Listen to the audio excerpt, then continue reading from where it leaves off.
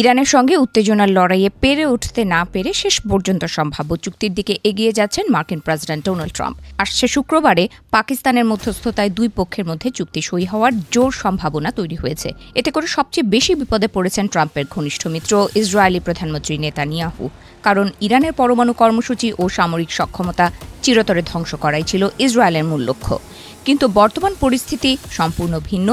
বর্তমানে ইরানের সঙ্গে আলোচনার টেবিলে বসতে মুখিয়ে আছেন নেতানিয়াহুর ঘনিষ্ঠ মিত্র ট্রাম্প।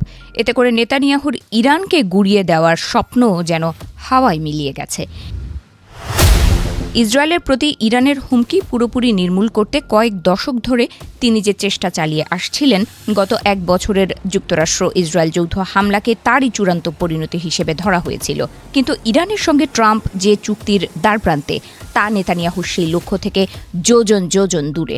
উল্টো মনে হচ্ছে বছরের পর বছর নিষেধাজ্ঞায় থাকা ইরান এই চুক্তির ফলে তাদের অর্থনীতিকে চাঙা করার সুযোগ পাবে, এমনকি সেই অর্থ দিয়ে নিজেদের ক্ষেপণাস্ত্র ও প্রক্সিদেরকে আরও শক্তিশালী করে তুলবে। মার্কিন প্রেসিডেন্ট ট্রাম্পের সঙ্গে নেতানিয়াহুর যে অসাধারণ সম্পর্কের বড়াই করতেন, এই সংকটময় মুহূর্তে তার আসল রূপও সবার সামনে চলে এসেছে। ইসরায়েলকে এই আলোচনা থেকে পুরোপুরি বাদ দেওয়া হয়েছে। প্রেসিডেন্ট ট্রাম্প বাধ্য করেছেন ইসরায়েলকে শুধু দর্শকের ভূমিকায় থাকতে। ট্রাম্প এখন ইরানের বিরুদ্ধে এমন এক যুদ্ধে ক্লান্ত, যা থেকে দ্রুত কোনো ফায়দা মিলছে না, অথচ অর্থনৈতিক খরচ হু হু করে বাড়ছে। তিনি নেতানিয়াহুর শক্তির মাধ্যমে সব সমাধান করার নীতিতেও বিরক্ত। এছাড়া ট্রাম্প তার নিজ দল ও প্রশাসনের ভেতরে থাকা ইসরায়েল বিরোধীদের চাপেও ক্লান্ত বলে জানা গেছে। রবিবার লেবাননের বৈরুতে হামলার পর নেতানিয়াহুর ওপর চরম ক্ষোভ জানান ট্রাম্প। তিনি ক্ষুব্ধ হয়ে বলেন, তিনি ভীষণ বিরক্ত। ইসরায়েলি প্রধানমন্ত্রীর কোনো কাণ্ডজ্ঞান নেই বলেও তিরস্কার করেন তিনি। ট্রাম্প যখন তার সমর্থকদের খুশি করতে ইরান যুদ্ধ গুটিয়ে আনার চেষ্টা করছেন, তখন নেতানিয়াহুর হাতে কিছুই নেই। গত ৩ বছরে ইরানের বিরুদ্ধে ইসরায়েল যে সুবিধাগুলো অর্জন করেছিল, তা এখন প্রায় সবই নিষ্ক্রিয় হয়ে যাচ্ছে।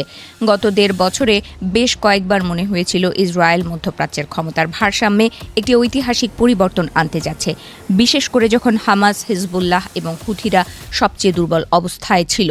কিন্তু নিজের অহংকার, ইচ্ছাকৃত কূটনৈতিক অবজ্ঞা এবং জোটের কট্টর মিত্র ভয়ে নেতানিয়াহু জয়ের মুখ থেকে পরাজয়ের ডোবায় ডুবেছেন বলে মনে করা হচ্ছে।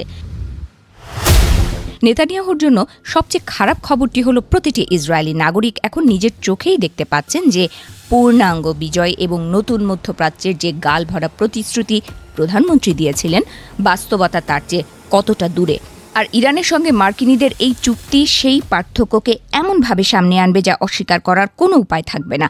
ফলে আসন্ন নির্বাচনে নেতানিয়াহুর ভরাডুবি ঠেকানো কঠিন বলে মনে করা হচ্ছে। বিশেষজ্ঞরা বলছেন, ট্রাম্প ইরানের সঙ্গে চুক্তি করলেও আড়ালে থেকে ঝামেলা পাকাতে পারেন নেতানিয়াহু। নিজ স্বার্থ টিকিয়ে রাখতে তিনি ট্রাম্পের নির্দেশ অমান্য করে ইরানে হামলা শুরু করতে পারেন বলে আশঙ্কা করছেন বিশেষজ্ঞরা।